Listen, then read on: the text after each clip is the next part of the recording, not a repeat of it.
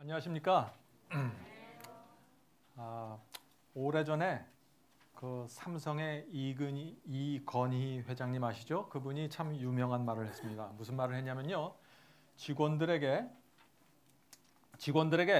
마누라만 빼고 다 바꾸라고 얘기를 했어요. 여러분들 그 말 기억나십니까? 이 치열한 세상에서 살아남기 위해서 그런 말을 한 거예요. 그것이 기업가의 정신이라고 말들을 합니다. 근데 참 이상한 거는요. 우리 그리스도인들에게는 그런 정신이 없다는 것이에요. 날마다 악한 감정이 올라오고 악한 생각이 올라오는데 그것에 끌려다니는데 아무 생각 없이 살아가고 있다는 것입니다.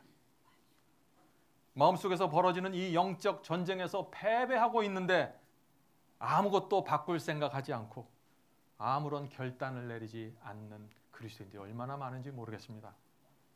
우리는 그런 신앙에서 벗어나야 됩니다. 그렇지 않습니까? 예. 우리는 다니엘처럼 뜻을 정하고 결단을 내리는 신앙이 필요한 것입니다. 물론 제가 이렇게 결단을 얘기하고 결심을 얘기하고 의지를 얘기하면 많은 분들이 구원은 믿음으로만 받는 것이 아닙니까? 왜 그렇게 의지를 얘기하십니까? 라는 질문들을 하죠. 그렇습니다. 구원은 물론 믿음으로만 받는 것입니다. 그러나 인간의 구원에는 인간의 어떤 노력이나 행함이 들어갈 자리가 전혀 없습니다. 저도 동의합니다. 그러나 구원의 경험이 인간의 의지와 선택을 무시하고 역행하면서 이루어지지 않는다는 것도 진리라는 사실을 제가 말씀드리는 것입니다. 구원은 목마른 자가 받는 것입니다. 간절히 원하는 자에게 이루어지는 것입니다. 이 중독과 의지에 대한 아주 유명한 동물 실험이 있습니다. 그 실험은요, 우리 인간이 감정에 매달릴 때, 감정에 매몰될 때 어떤 일이 생기는가를 밝히기 위해서 이루어진 실험입니다. 우리 두뇌 속에요, septum이라는 곳이 있습니다. 우리 두뇌 어딘가 septum이라는 곳이 있는데 이곳은 쾌감을 느끼는 곳이에요. 그래서 쥐의 두뇌 속에 이 septum이라는 곳에 전기 자극을 주었습니다. 전기 자극을 주면 어떻게 돼요? 쥐가 만족을 하겠죠? 쾌감을 느끼겠죠? 감정적으로 만족하게 되는 것입니다. 그렇게 됐을 때 쥐가 어떤 반응을 하나 그것을 알아보는 시험이었어요. 그래서 조그만 방에 지렛대를 만들어 놓고 쥐들이 와서 그 지렛대를 누르면은요, 이 septum을 자극하게 되는 것입니다. 왜냐하면은 지렛대에 전기를 연결시켜 놨어요. 그래서 그 지렛대를 누르면은 전기선을 따라서 쥐의 머릿속에 두뇌 속에 septum이라는 곳이 자극받게 됐습니다. 어떻게 될까요? 누를 때마다 기분 좋은 거예요. 예? 무슨 일이 생겼을까요? 기가 막힌 일이 생겼습니다. 쥐들이요, 자신의 만족과 쾌감과 느낌을 얻기 위해서 틈만 나면 달려가서 지렛대를 누르는 거예요. 예? 무려 1시간에 몇 번 눌렀는지 아세요? 7,000번 이상 눌렀어요. 정신없는 거예요. 너무 좋은 거예요. 왜요? 자신의 느낌과 감정이 만족돼 버리니까. 옆에다가 물을 갖다 놓고 쥐들이 좋아하는 맛있는 걸 갖다 놨는데요, 쳐다보지도 않아요. 감정의 만족을 얻기 위해서 쥐들이 이렇게 뛰어다니는 것입니다. 이것을 가리켜 감정 중독이라고 해요. 감정 중독. 내 감정과 내 느낌을 만족시키기 위해서는 밥도 안 먹어요. 우리 그렇잖아요. 네? 감정 중독이라는 것은요, 의지가 이성과 소통하면서 감정을 조절하고 제어해야 하는데 그것이 안 되는 게 감정 중독이에요. 우리가 지난 시간에 배웠죠? 의지가 있고 그 밑에 감정과 이성이 있습니다. 이 의지가 이 두 가지를 컨트롤하고 제어해야 돼요. 근데 이것이 무너져버리면, 망가져버리면 감정 중독, 감정에 쏠리게 되는 거예요. 그냥. 우리 사람도 마찬가지입니다. 마음에 화기가 있고 분노가 있으면요, 먹지도 않고 마시지도 않잖아요. 우리가 화나면은. 똑같아요. 쥐하고. 예? 그것이 감정 중독입니다. 감정 중독에 걸린 쥐들은요, 이 지렛대를 누르는 게 이 세상의 전체가 돼버렸어요. 예? 나중에는 이 지렛대에서 전기를 빼버렸어요. 그러면 뭐 어떻게 돼요? 지렛대를 눌려도 자극이 안 와요. 그런데도 계속 누르는 거예요. 왜요? 전에 가졌던 그 자극받기 원해서. 오늘 많은 그리스도인들이 그렇게 살아가는 것입니다. 오늘 많은 사람들이 방언을 하면서 방언을 할 때 얻어지는 그 쾌감, 그것을 못 잊어서 떨어지질 못하는 거예요. 진리가 무엇인지 정확하게 알면서도. 왜 이런 일이 생겼을까요? 전기가 연결되지 않는 지렛대를 왜 그렇게 계속 누를까요? 두뇌 속에 길이 나버렸습니다. 우리 머릿속에 습관의 길이 생겨버린 거예요. 그래서 지렛대만 보면 자기도 모르게 달려가서 누르는 거예요. 그런데 쥐들이 눌러도 안 오잖아요, 자극이. 쾌감이 없잖아요. 만족이 없잖아요. 그러니까 쥐가 어떻게 반응했을까요? 다시 짜증을 내는 거예요. 누르면서 짜증을 내는 거예요. 인상을 쓰고 화를 내는 것입니다. 이것이 우리가 정말 인정하고 싶지 않지만은 이것이 바로 죄인의 모습이라는 것입니다. 감정에 끌려다니는 죄인의 모습. 두려운 사실은요, 우리가 이렇게 감정에 끌려다니기 시작하면은 이 감정과 욕망을 만족시키기 위해서 성령의 음성까지 거절하게 됩니다. 진리도 거절하게 돼요. 계명도 무시하게 된다는 것입니다. 이것이 바로 잃어버린 죄인의 모습이라는 것이에요. 그래서 성경은요, 이것을 뭐 감정 중독 이렇게 과학적인 용어를 쓰지 않고 성경은 아주 흥미있는 단어를 씁니다. 미친 마음이라고 부르고 있어요. 자, 전도서에 그 흥미있는 말씀이 있습니다. 전도서 9장 3절이죠. 모든 사람의 결국이 일반인 그것은 모두 마찬가지인 것은 해 아래서 모든 일 중에 악한 것이니 곧 인생의 마음에 악이 가득하여 평생에 미친 마음을 품다가 후에는 죽은 자에게로 돌아가는 것이라. 이게 무슨 말입니까? 모든 세상 사람들이 미쳤다는 거예요. 예? 그렇게 살다가 인생을 끝내게 된다는 거예요. 근데 참 이 말에 동의하기가 참 어렵죠. 왜냐하면 겉으로 볼 때는 멀쩡하잖아요. 겉으로 볼 때는 정상처럼 보이는데 성경은 모든 사람이 미친 마음을 갖고 있다고 말하고 있는 것이에요. 지금 무슨 소린가요? 이게 무슨 뜻이에요? 사탄이 넣어주는 우리의 마음속에 넣어주는 감정과 생각을 의지가 거절하지 못하는 거예요. 그래서 자꾸 끌려다니게 되는 것입니다. 우리의 귀로 들어오는 말 한마디가 우리의 감정을 끌어올리고 그 감정이 우리의 의지를 무기력하게 만들어버리는 것입니다. 우리의 생각 속에 떠오르는 그 악한 생각, 어떤 느낌, 그 한 가지가 우리의 의지를 무력화시켜서 비이성적인 판단과 결론으로 끌어가 버리는 거예요. 그래서 어떻게 돼요?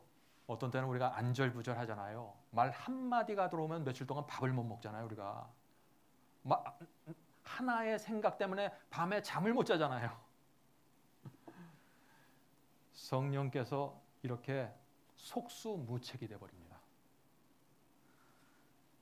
많은 사람들이 한 번 감정이 꼬이면은요, 하나님의 말씀을 읽고 성령의 호소를 깊이 들으면서도 그걸 풀지 못해요. 그래서 성경은 그것을 미친 마음이라고 말하는 것이에요. 자, 그러면은 우리가 이 미친 마음에서 성경이 말하는 이런 상태에서 어떻게 우리가 회복될 수 있을까? 그것이 오늘 제가 나누려고 하는 것입니다. 네? 과연 회복될 수 있을까요? 우리가 감정과 느낌과 어떤 이상한 생각에 사로잡혀 있는 이 상태에서 우리가 해방될 수 있을까요?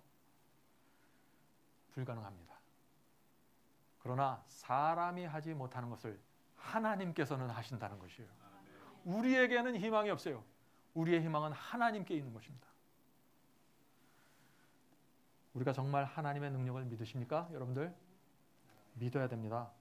하나님께는 그런 일이 아무것도 아니에요. 하나님께는. 우리는 오늘 우리의 감정과 느낌을 치료하시는 하나님을 만나봐야 됩니다. 이 시간에. 그래야 우리 마음속에 있는 숙제들이 해결이 되어버리니까요. 중독이라는 것은요, 뇌 속에 어떤 특정한 감정의 길이 생기는 것입니다. 무슨 말이냐면요, 우리가 산에 가면은 숲이 무성한데 어떤 데 조그만 오솔길이 있죠. 예? 다른 데는 숲이 많아요. 나무가 꽉 들어차 있어요. 근데 한 곳에만 이렇게 길이 나 있는 것입니다. 왜 그렇게 됐을까요?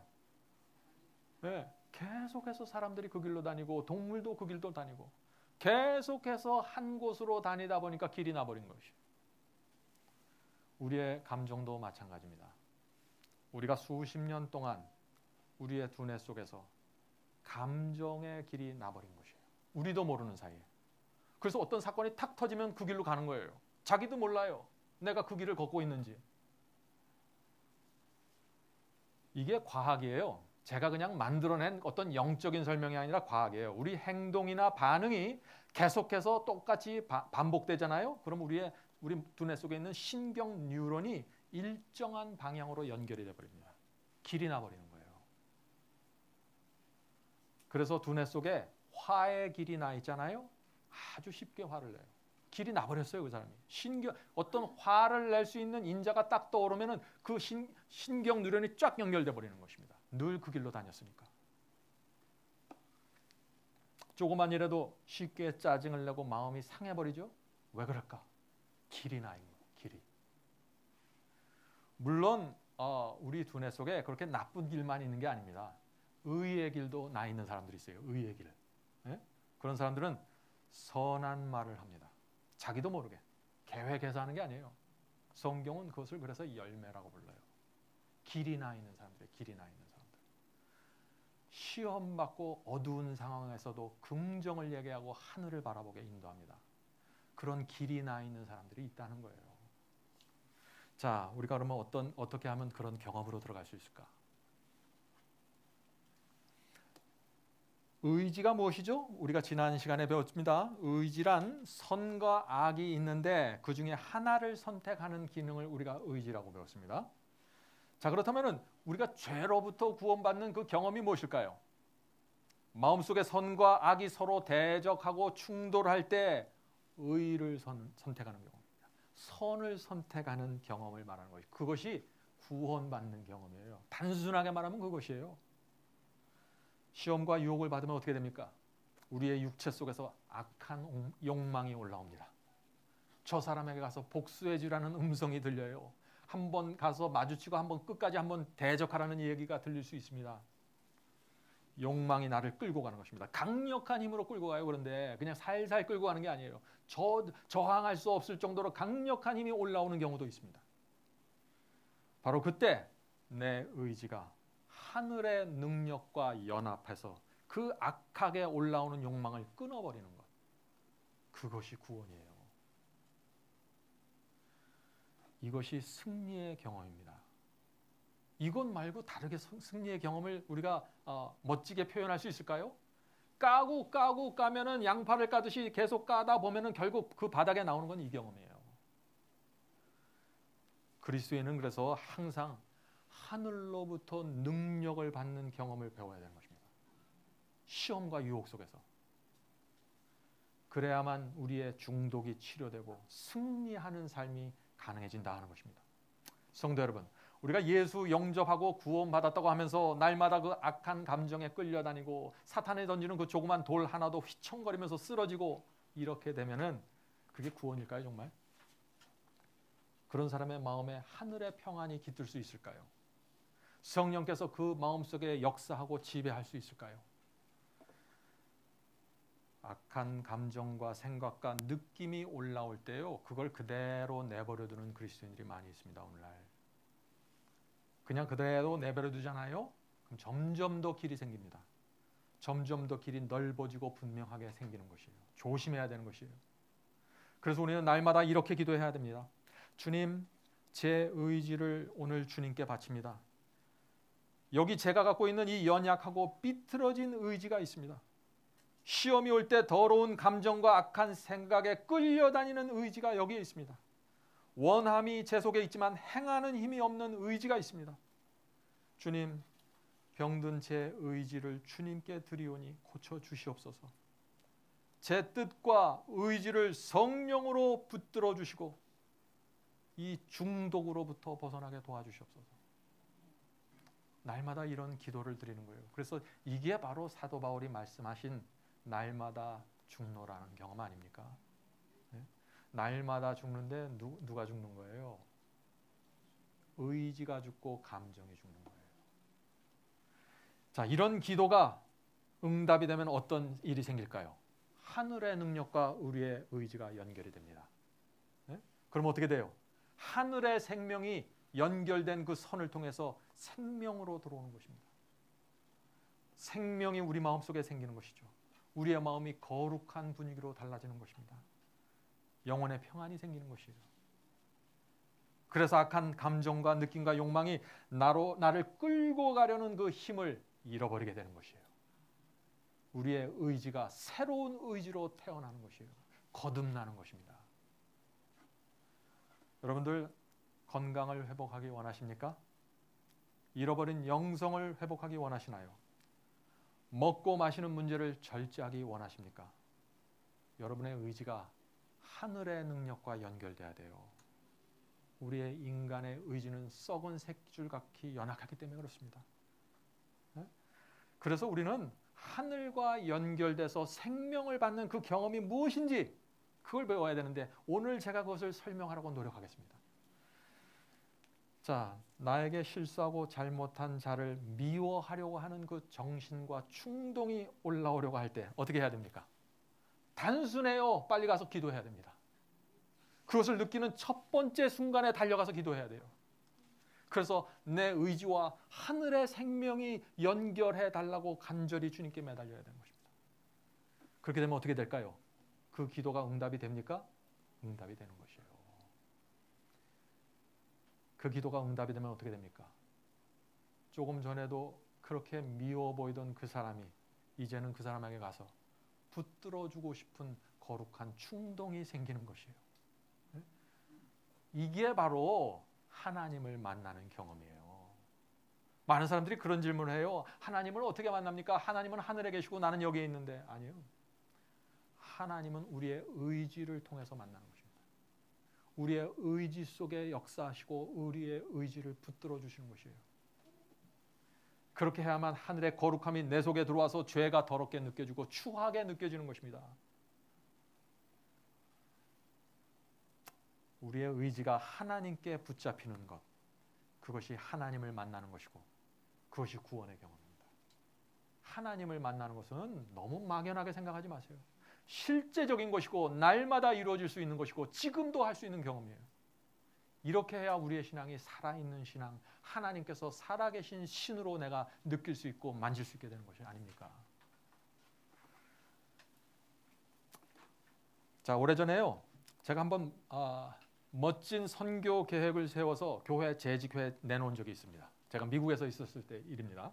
근데 그때 한 장로님이 그 회의에 들어오셔서 제가 만들어 놓은 그 계획을 하나하나 까다롭게 지적하면서 이것도 문제고 저것도 문제라고 그렇게 얘기하시는 거예요. 정말 그때 제 기분이 어땠을까요? 그런 얘기를 들으면서. 나는 밤새 이 계획을 기도하면서 세웠는데 저분이 들어와서 아무 생각도 없고 깊이 생각해보지도 않은 상태에서 내가 세운 계획을 계속해서 이것저것 문제다고 지적하는 거예요. 어떻게 제가 반응했을까요? 장로님 감사합니다. 제게 그런 문제가 있었군요. 가르쳐 주셔서 감사합니다. 라고 말했을까요, 제가? 아닙니다. 그랬으면 좋았을 걸 제가 그렇게 하지 못했습니다. 까다롭게 지적하는 그 순간순간마다 제 속에서 육체가 꿈틀거리면서 올라오는 것을 제가 느꼈어요. 예? 그러나 또 제가 체면이 있잖아요. 예? 인기력이 있고 그 자리에서는 네, 장로님 알겠습니다. 그 자리에서는 제가 꾹꾹 눌러서 참았어요. 그날 교회에 돌아와서 집에 오는데 그게 터져가는 거예요. 화산이 터지듯이. 예? 스프링처럼 그것이 육체가 튀어 올라왔습니다. 밤에 침대에 누웠는데요. 천장에 그 재직 회의가 쫙 깔리는 거예요. 예? 리플레이 시키는 리플레이. 머릿속에서 계속 생각이 떠도는 것입니다. 아니 어떻게 그 장로님이 내 의견을 사람들 앞에서 이렇게 짓밟을 수 있어? 예? 나는 깊이 생각한 건데 어떻게 사람들 앞에서 나를 이렇게 망신 줄 수 있는 거야? 별의별 생각이 다 떠올랐습니다. 내일 아침에 일어나자마자 빨리 전화해서 따져봐야지. 한동안 육체 속에서 이런 음성을 듣고 있는데 마음 또 다른 곳에서 성령께서 제게 또 말씀하셨습니다. 뭐라고 했을까요? 너 정말 주님 사랑하는 거 맞니?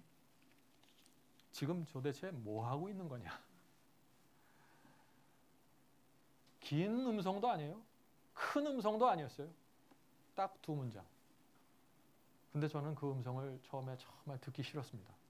왜냐하면 제 마음이 쓰렸어요. 아팠습니다. 거절하고 싶었어요. 내 잘못이 아니라 저 사람의 잘못이라는 것을 성령께 설득하고 싶었어요.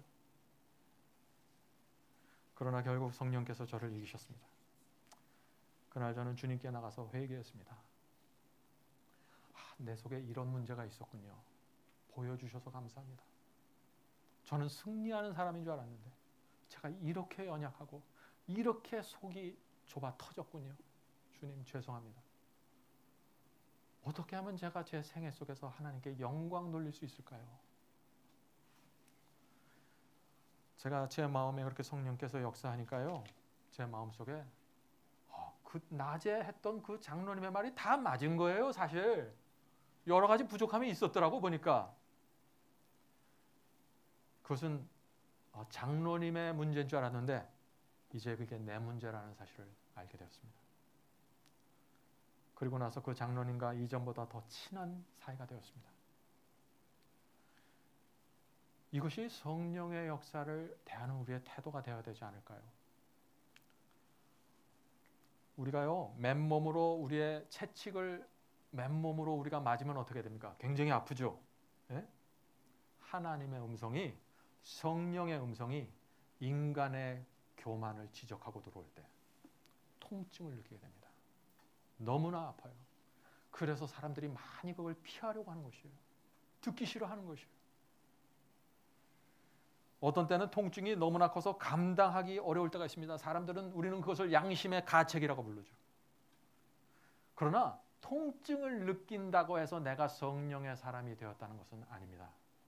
저는 하나님을 믿지 않는 세상에서 살 때도 통증은 느끼고 살았어요. 성령은 그리스도인에게만 역사하는 것이 아닙니다.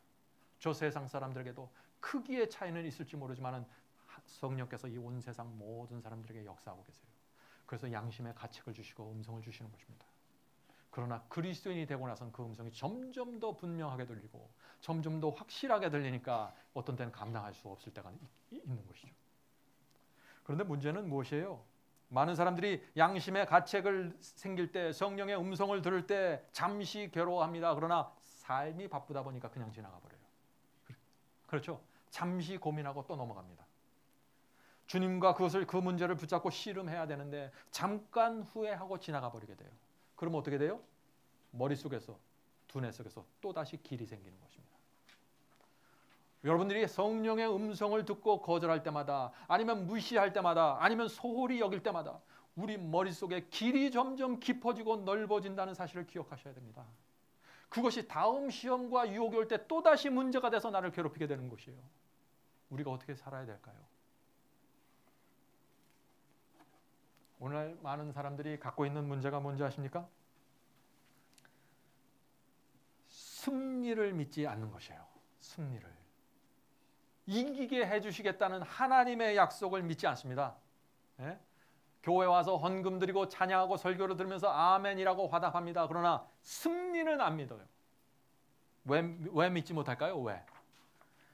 과거에 쓰러졌던 내 경험이 너무나 많기 때문에 내가 내 자신을 믿지 못하는 것이죠.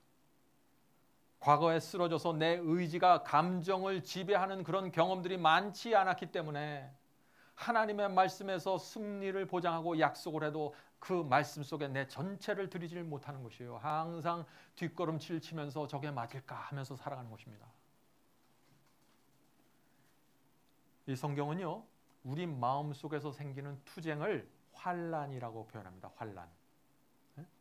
마음속에 그래서 환난이 일어났다 하는 것은 시험과 유혹을 받았다는 얘기죠. 자, 이 말씀을 좀 들어보시기 바랍니다. 시편 50편 15절입니다. 시편 50편 15절. 환난 날에 나를 부르라. 무슨 얘기예요? 시험과 유혹을 받는 그때 나를 부르라. 하나님의 지금 말씀입니다. 내가 너를 건지리니 네가 나를 영화롭게 하리로다.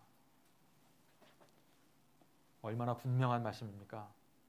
우리의 마음속에서 이성과 감정이 싸울 때, 마음에서 분노가 광풍처럼 올라올 때 어떻게 해야 된다고요?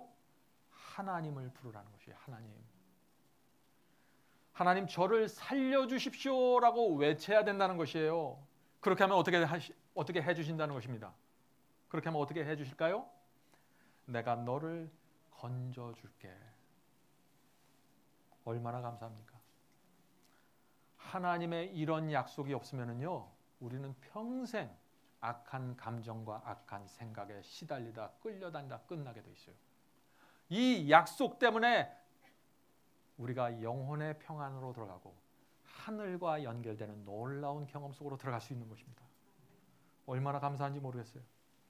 자, 시험에서 건져준다는 말이 뭐예요? 시험에서 건져준다는 건 우리의 의지가 감정을 지배하도록 도와줄게, 그 얘기예요. 네? 성도 여러분, 지금 이런 말씀은 제가 드리는 약속이 아니죠. 하나님의 약속입니다. 하나님의 약속. 이 하나님의 약속을 여러분들 오늘 믿으시겠습니까? 감사합니다.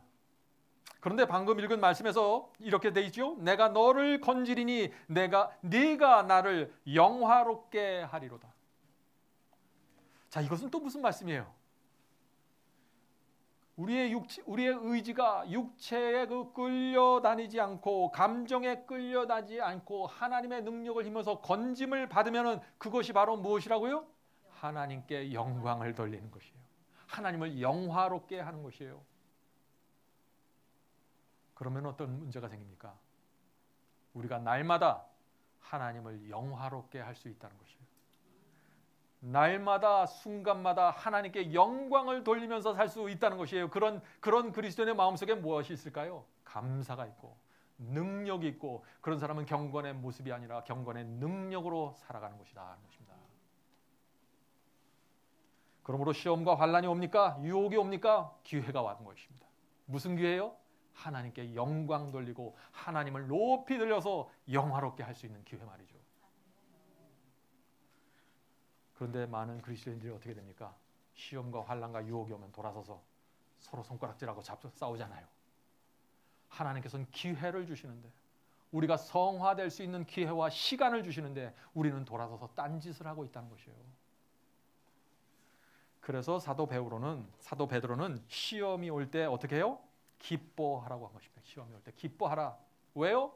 하나님께 영광 돌릴 수 있는 기회가 왔기 때문에. 베드로전서 1장 5절과 6절 말씀입니다. 구원을 얻기 위하여 믿음으로 말미암아 하나님의 능력으로 보호하심을 입었나니. 믿음으로 말미암는 의가 뭐예요? 믿음으로 말미암아 하나님의 능력을 받는 것이에요. 그것을 통해서 내가 보호받는 것입니다. 육체의 꿈틀거림으로부터, 유혹으로부터, 시험으로부터. 그것이 믿음으로 말미암아 의롭게 사는 경험이에요.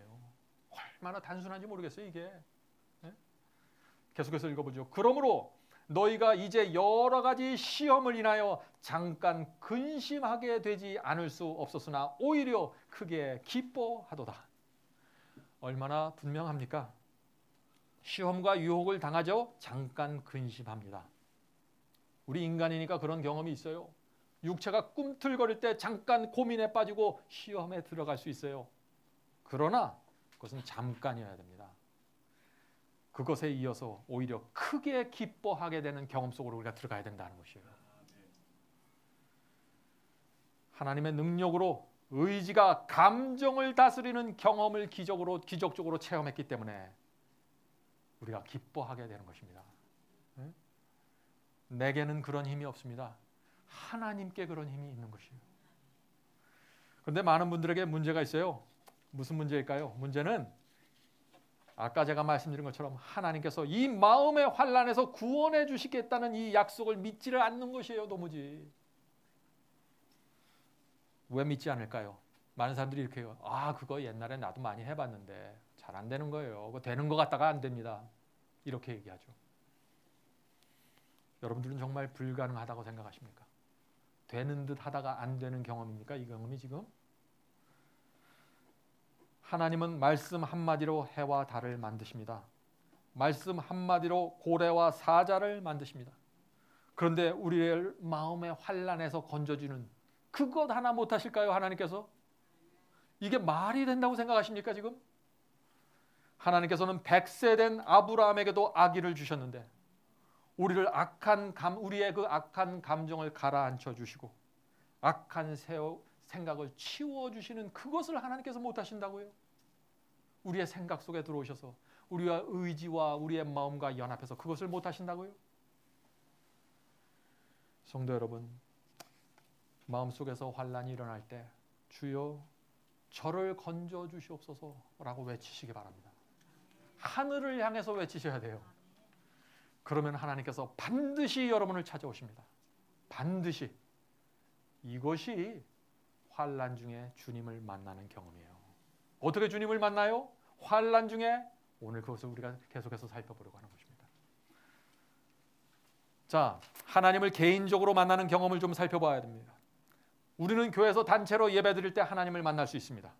오늘 우리가 예배 이렇게 드릴 때 하나님께 오셔서 우리를 단체로 만나 주십니다. 그런데 우리는요, 개인적으로 만나야 돼요. 또한 단체로도 만나고 개인적으로도. 어떻게 해야 될까요? 시편 40편 1절부터 3절을 읽어가면서 좀 생각해 보도록 하죠. 내가 여호와를 기다리고 기다렸더니 귀를 기울이사 나의 부르짖음을 들으셨도다. 마음속에서 시험의 광풍이 불어올 때 어떻게 해야 된다고 했습니까? 빨리 하나님께 나가 부르짖으라.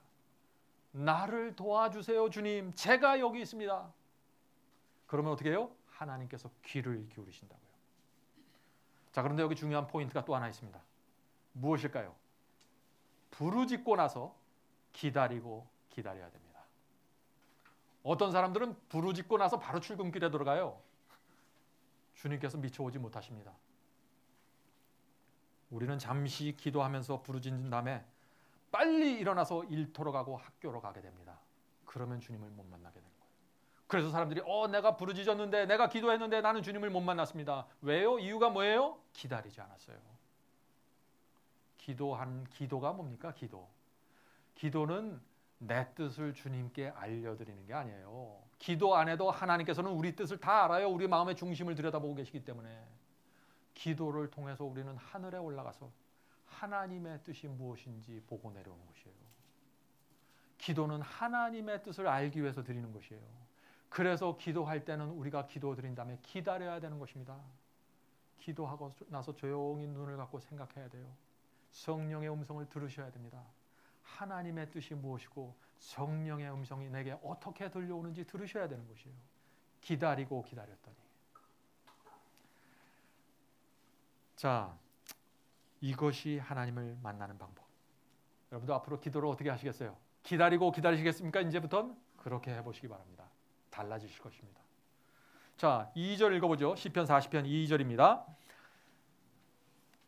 나의 부르짐을 들으셨도다. 나를 기가 막힐 웅덩이와 수렁에서 끌어올리시고. 네? 무슨 뜻입니까? 하나님을 향해 부르짖잖아요. 그러면 하나님께서 나를 기가 막힌 웅덩이와 수렁에서 나를 끌어올려 주신다는 것이에요. 네? 자, 그런데 기가 막힐 웅덩이와 수렁, 이것이 뭐예요? 이게 도대체 어떤 거예요? 도무지 빠져나갈 수 없는 웅덩이와 수렁을 얘기하는 것이에요. 다시 말해서 기가 막혀서 말도 안 나오는 시험과 유혹을 얘기하는 것이에요. 내 힘으로는 도무지 빠져나올 수 없는 시험 말이죠. 그런 데서도 하나님께서 건져주겠다고 약속하시는 거예요, 지금. 자, 기가 막혀서 말도 안 되는 시험, 기가 막히는 웅덩이와 수렁, 이게 뭡니까? 어떤 종류의 시험을 얘기하는 거예요? 내 잘못은 하나도 없는데 전부 내 잘못이 돼버렸어요. 요게 그런 시험입니다. 네? 나는 하나도 잘못한 게 없는데 사람들이 다 내가 잘못했다고 비난을 해요. 억장이 막혀버리는 거예요. 이게 지금 기가 막힌 웅덩이와 수렁입니다. 어떤 사람이 불쌍하고 힘들어 보여서 내가 가서 열심히 도와줬는데 그 사람이 내 은혜를 배신으로 갚았어요. 기가 막힐 웅덩이와 수렁입니다. 인간의 의지로는요, 도무지 이런 억울함과 쓴뿌리에서 빠져나올 수 없습니다. 그런데 시편의 말씀은 뭐라 그래요? 하나님께서 그런 시험에서도 나한테 부르짖어. 내가 해결해 줄게. 얼마나 감사해요. 이게 하나님의 약속이에요. 자, 그런데 왜 하나님께서 우리가 뭐가 그렇게 의롭고 뭐가 그렇게 거룩하다고 이렇게 우리가 부르짖기만 하면 와서 고쳐주시고 건져주실까요? 참 이상하지 않아요? 하나님께서 우리의 아버지이기 때문에 그렇습니다. 만약 우리의 자녀가 늪에 빠져 죽어가고 있는데 그 아이가 손을 흔들면서 도와달라고 부르짖는데 그것을 놔둘 부모가 어디 있겠어요? 하나님께서 그런 심정으로 우리에게 오시는 거다 하는 것입니다. 그런데 만약 우리 자녀가 늪에 빠져 죽어가고 있으면서 손도 흔들리지 않고 부르짖지도 않으면 그 부모가 저 멀리서 어떻게 우리를 도와줄 수 있어요? 밧줄을 던져주는데 잡지도 않는데 어떻게 도와줄 수 있어요? 못 꺼내주시는 거예요. 이것이 많은 그리스도인들이 기도하면서 약속을 받지 못하는 이유가 아니겠습니까? 부르짖는다는 것은요, 하소연이나 신세 타령하는 것이 아니에요. 여러분들 하나님께 기도할 때 내 기도가 하소연인가 신세 타령인가 잘 살펴보십시오. 그냥 하나님께 왜 하나님 나에겐 이런 일이 일어날까요? 하나님 왜 언제나 나는 이렇게 살아야 됩니까? 여기서 끝나는 거 아니에요. 이건 하소연이고 신세 타령이에요. 분명한 목적과 의도를 가지고 하나님의 약속을 붙잡기 위해서 나가셔야 돼요. 우리의 기도가. 그래야 하나님의 의도와 우리의 의도가 정확하게 일치하면서 생명이 흘러들어오게 되는 것입니다. 이 부르짖는다는 것은 무슨 뜻입니까? 간절하다는 것이 간절하다는 것. 자, 40편 2절 계속해서 읽겠습니다. 내 발을 반석 위에 두사 내 걸음을 견고케 하셨도다. 자, 환난에서 건지신 다음에 그냥 내버려 두는 게 아니에요. 어떻게 해요? 우리를 견고케 하십니다. 우리의 두 발을 반석 위에 똑바로 쓰고 서 있게 만들어 주셔요. 하나님께서는 건지고 내팽개치는 하나님이 아니라는 얘기예요. 끝까지 우리를 책임지시고 끌고 가십니다. 여기까지 온 사람들이 드디어 배우는 노래가 있는데 그 노래가 뭐예요? 새 노래라는 것입니다. 새 노래. 굉장히 중요한 진리입니다. 이 진리는. 3절 읽겠습니다. 새 노래 곧 하나님께 올릴 찬송을 내 입에 두셨으니 많은 사람이 보고 두려워하여 하나님을 의지하리로다. 자, 새 노래가 무엇입니까? 시험과 환난 속에서 하나님의 능력을 받고 건짐을 받고 하나님께 찬양하는 그 지점까지 가는 게 새 노래예요.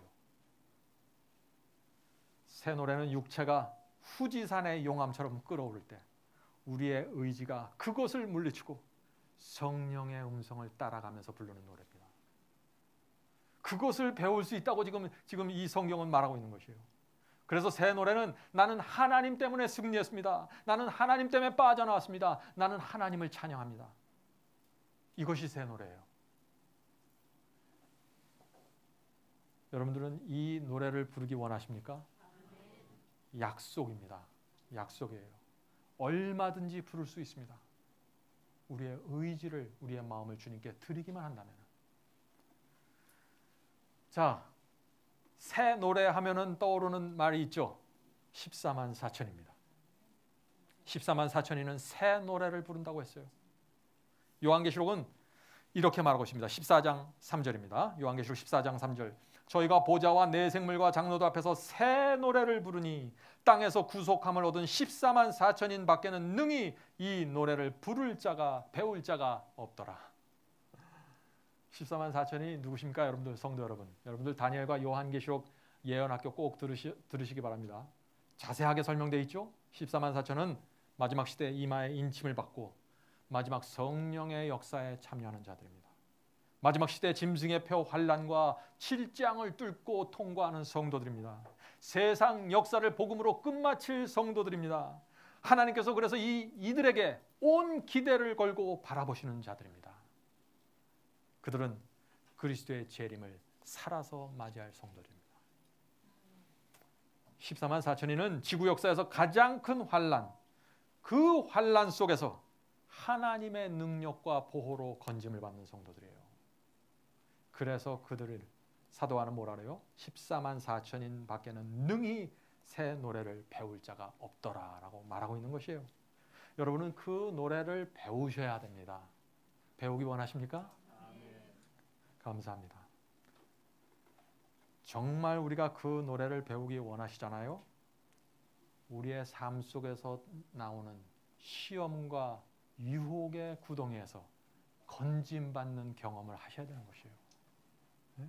시험의 구덩이에서 하나님의 손을 붙잡고 빠져나오는 경험을 하셔야 되는 것이에요. 그것이 14만 4천의 경험이에요. 그것이 새 노래이고. 마지막 시대에 그런 성도들이 나타날 것이라고 요한계시록은 예언하고 있는 것입니다. 저는 그 예언 속에 저와 여러분이 포함되기를 간절히 바랍니다. 그러므로 14만 4천이는요, 이 경험은, 새 노래는 우리가 날마다 부를 수 있는 노래라는 사실입니다. 14만 4천인을 얘기하면 많은 사람들이 비현실적인 어떤 것을 생각해요. 어떤 상상적인 높은 표준을 생각합니다. 아니에요. 날마다 경험해야 될 경험입니다.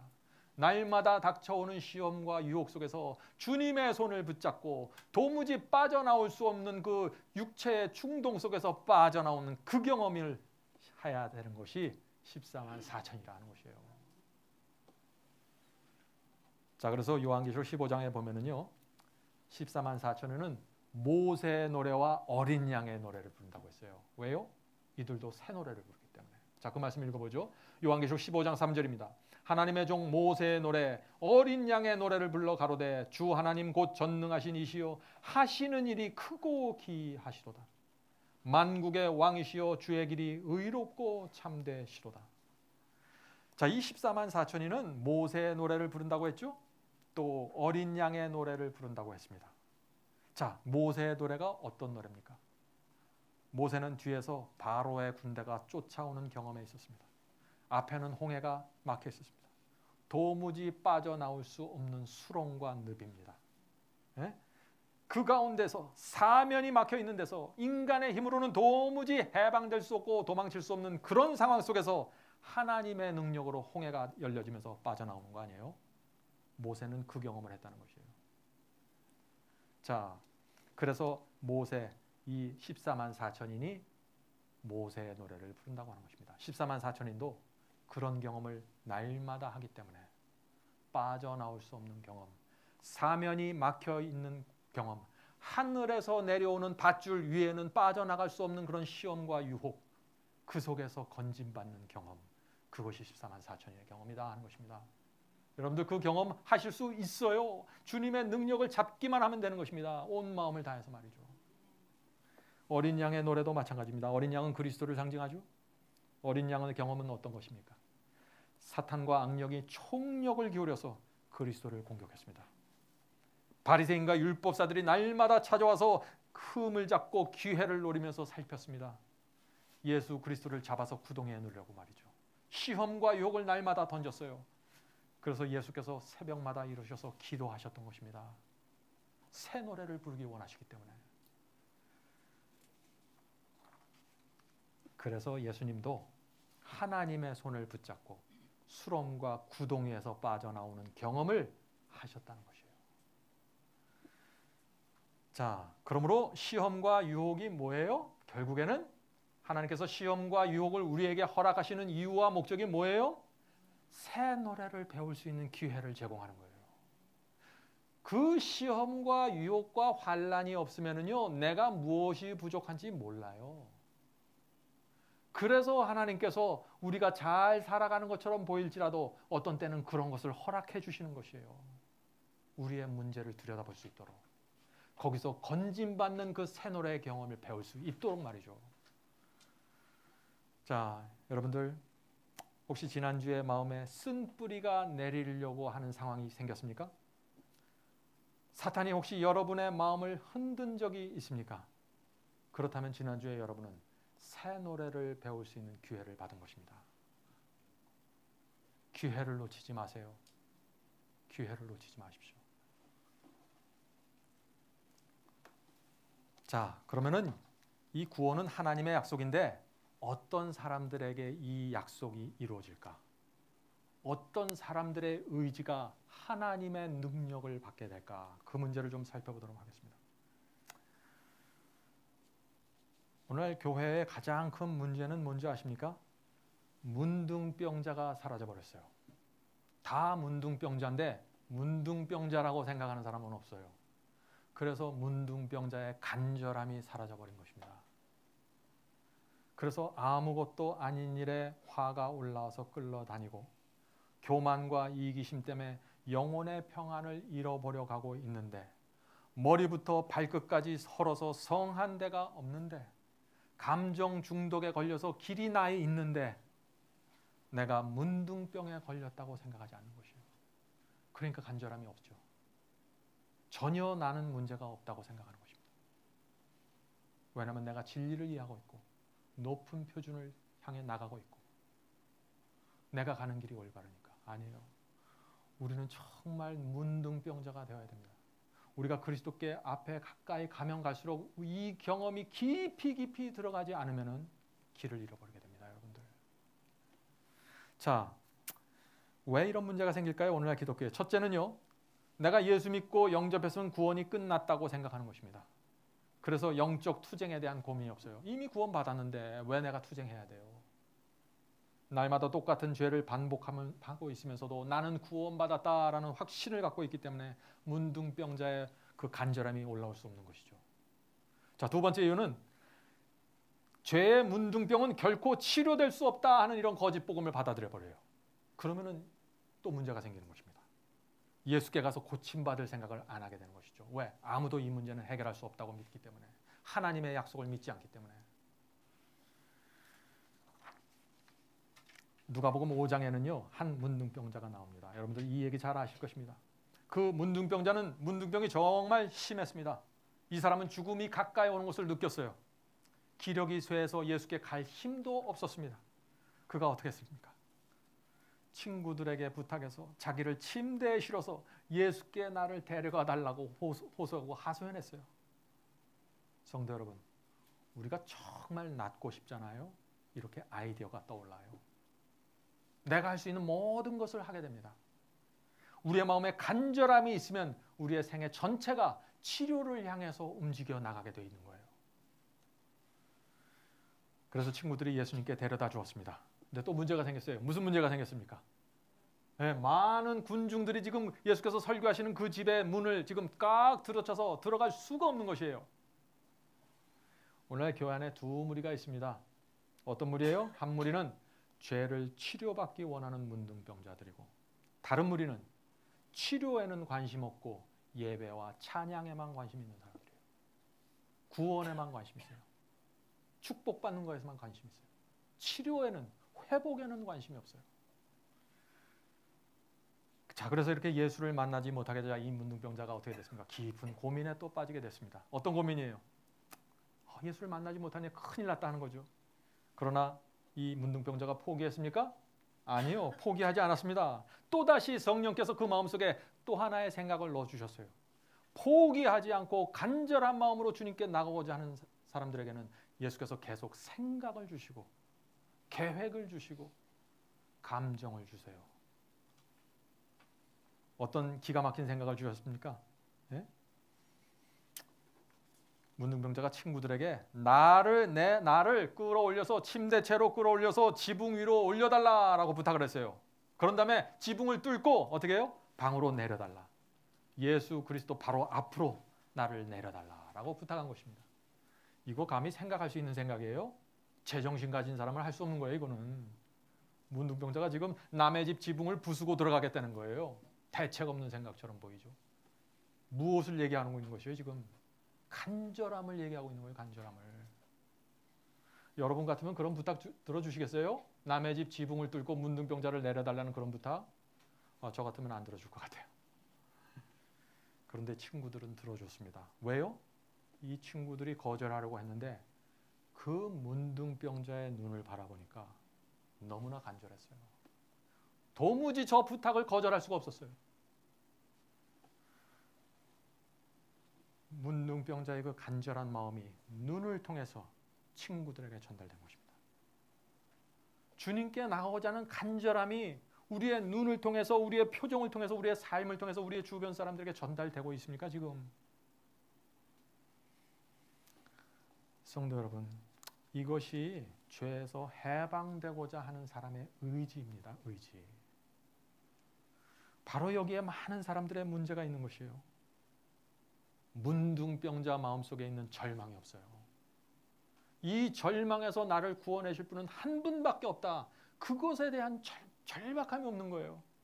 그래서 조금 노력하다가 그냥 주저앉아버리고 조금 의지를 행사하다가 주저앉아버리고 예수 그리스도를 반드시 만나야 한다는 집요한 의지, 그게 없는 것이에요.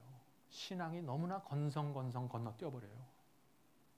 마음속에서 오호라 나는 곤고한 사람이로다. 이 사망의 몸에서 누가 나를 건져내려 하는 이 절규가 사라져버리면 끝입니다.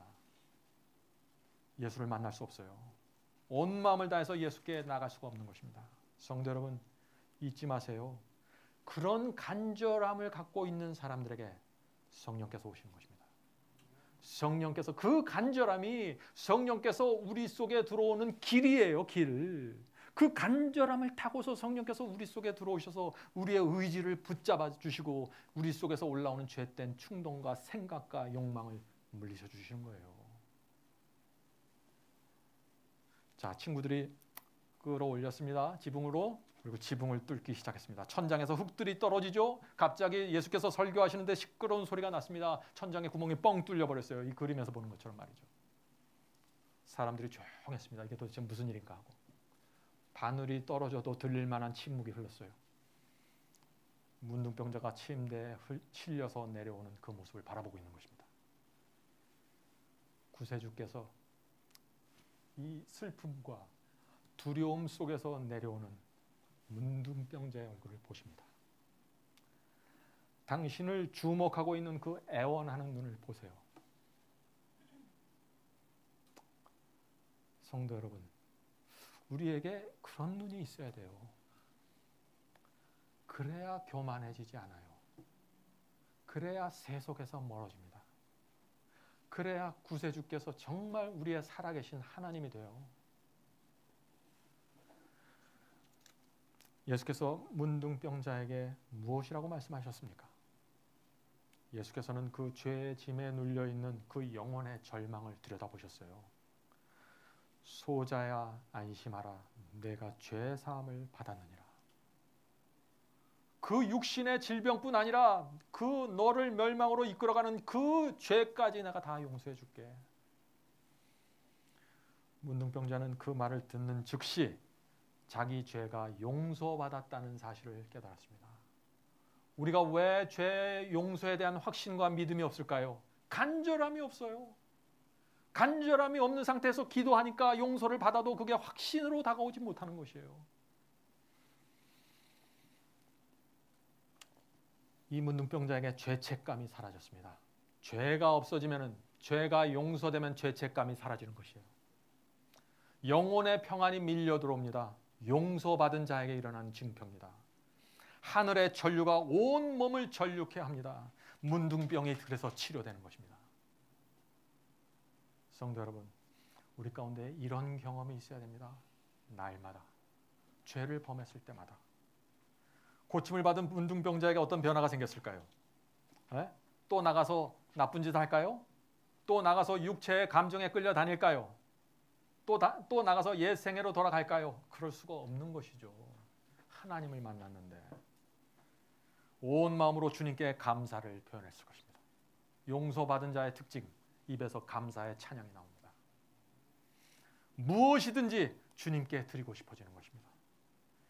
하나님의 말씀이라면 무엇이든지 제가 순종하겠습니다. 주여, 제가 여기 있습니다. 말씀만 하옵소서. 그 사람은 동네방네 다니면서 예수를 믿으라고 외쳤을 것이에요. 이것이 열매입니다. 이것이 용서받은 자에게 흘러나오는 분위기예요. 문둥병자는 오랜 세월 동안 외로움과 우울함 속에서, 천대받음 속에서 입을 굳게 다물고 살아왔습니다. 아무도 자기에게 와서 말을 걸어주지 않았으니까 말할 일이 없었어요. 그런데 이제는 어떻게 해요? 입이 드디어 열려지면서 감사와 찬양이 흘러나오게 된 것입니다. 이게 그리스도인의 생애예요.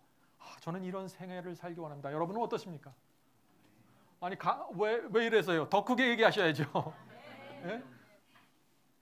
정말 이런 경험 속으로 들어가면 얼마나 감사할까요?